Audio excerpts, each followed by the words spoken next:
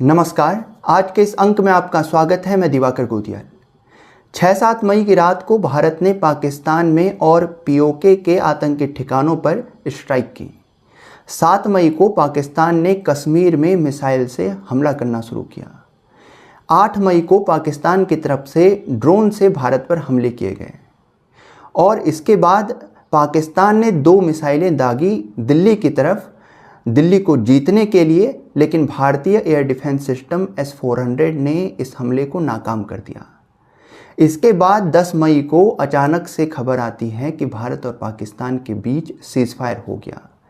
ये बहुत एक अचानक से आई हुई खबर थी और इसके बाद बहुत से सवाल उठे, कई बातें हुई। इसमें एक बात ये भी रही कि इन दोनों के बीच जो समझौता हुआ, इसके पीछे कारण ये भी है कि पाकिस्तान में जो उनके एटॉमिक हथियार हैं उन पर वो जहाँ रखे हुए थे उसी जगह पर अटैक हो गया, उसी जगह को टारगेट कर दिया गया और पाकिस्तान में अब रेडिएशंस फैल रही हैं। और इससे पाकिस्तान ने अमेरिका की सहायता मांगी या भारत से बात की सीधी तौर से और उसके बाद नतीजा ये देखने को मिला। यानी पाकिस्तान ने कहा होगा कि भाई हम अब सीधी तौर से आप पर परमाणु हथियारों से हमला करेंगे क्योंकि हमारे यहाँ अब कोई चारा नहीं है, हमारे यहाँ रेडिएशंस लीक हो रही हैं। तो ये एक तरह से खबर चढ़ने लगी। इसके पीछे बात कितनी सच है ये देखने वाली बात है, लेकिन इस बात पर जोर देने के लिए कुछ महत्वपूर्ण इस तरह के साक्ष्य देखने को मिले जिन्होंने इस खबर को और अधिक मजबूती से पेश किया।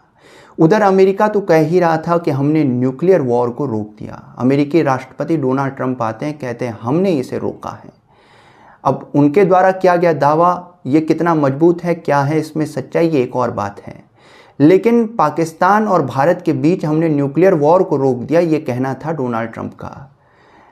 अब भारत की तरफ से जो पाकिस्तान पर टारगेट किया गया, जिन इलाकों को, क्षेत्रों को, उसमें किराना हिल्स आई हैं, ये कहा गया और किराना हिल्स में ही पाकिस्तान के न्यूक्लियर हथियार थे।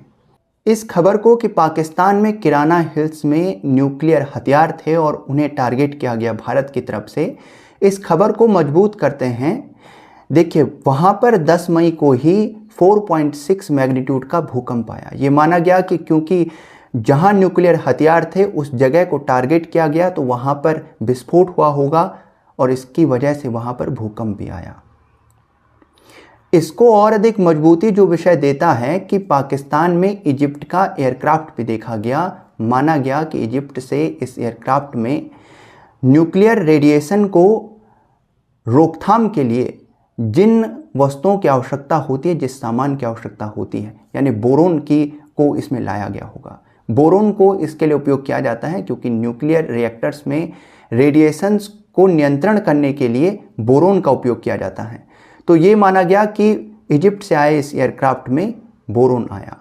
इसके अलावा पाकिस्तान में अमेरिका का एरोप्लेन देखा गया जिसे US बीचक्राफ्ट B-350 कहा जाता है, जो विशेष रूप से रेडिएशंस को मापने के लिए या रेडिएशंस लीकेज कितनी हो रही हैं ये देखने के लिए ही जिसे बनाया गया है।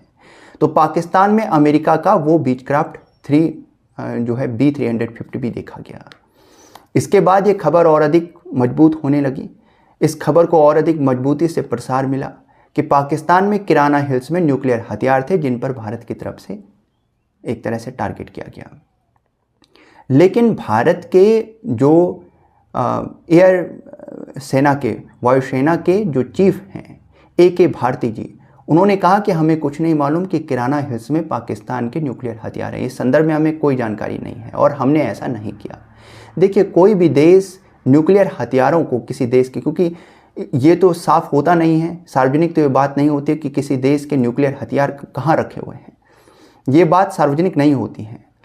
ये बात किसी को भी मालूम नहीं होती है पूरी दुनिया में, क्योंकि ये चीज़ें सार्वजनिक नहीं की जाती हैं कि उन्होंने कहाँ रखा है। बाकी न्यूक्लियर हथियारों को एक ही जगह भी नहीं रखा जाता है, ये अलग अलग जगहों पर रखे जाते हैं।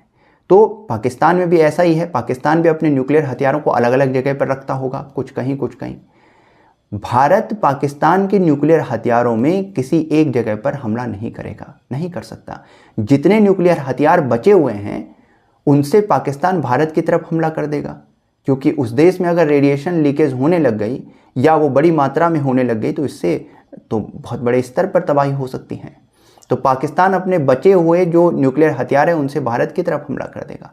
तो ऐसा कोई देश नहीं करेगा कि किसी देश के न्यूक्लियर हथियारों पर हमला करे।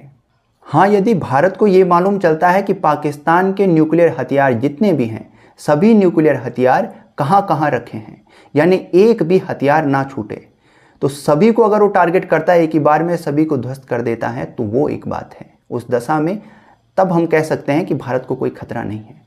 लेकिन अगर 80% और 90% न्यूक्लियर हथियार को भी भारत समाप्त करता है और केवल 10% बच जाता है कहीं पर, तो पाकिस्तान उसे सीधी तौर से प्रयोग करेगा भारत की तरफ। तो फिर इससे बड़े स्तर पर तबाही होगी, बहुत बड़े स्तर पर। ये न्यूक्लियर वॉर कोई ये आसान बात नहीं है। ये मानवता के अंत का एक तरह से हथियार है। ये युद्ध का जीतना और हारना यहाँ पर बहुत छोटी बात हो जाती है। ये मानवता के अंत के लिए प्रयोग किया गया एक ऐसा अस्त्र है। तो न्यूक्लियर वॉर एक अंतिम कहानी होती है जब किसी देश को ये लगे कि भाई अब हमारा जो है अस्तित्व पर ही सवाल आ गया है, अब हम नहीं बचेंगे, तो वो फिर इस तरह की शक्ति का प्रयोग करता है जिन देशों के पास न्यूक्लियर हथियार हैं। तो ये एक महत्वपूर्ण बात है। तो भारत कभी इस तरह से, तो भारतीय सेना इस तरह से तो कहीं एक जगह पर टारगेट तो नहीं करेगी न्यूक्लियर हथियारों को, ये भी एक बात है। और भारतीय वायुसेना के चीफ भी इसी बात को रख रहे थे।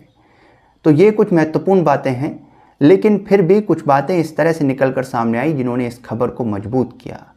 आपका इस संदर्भ में क्या मानना है?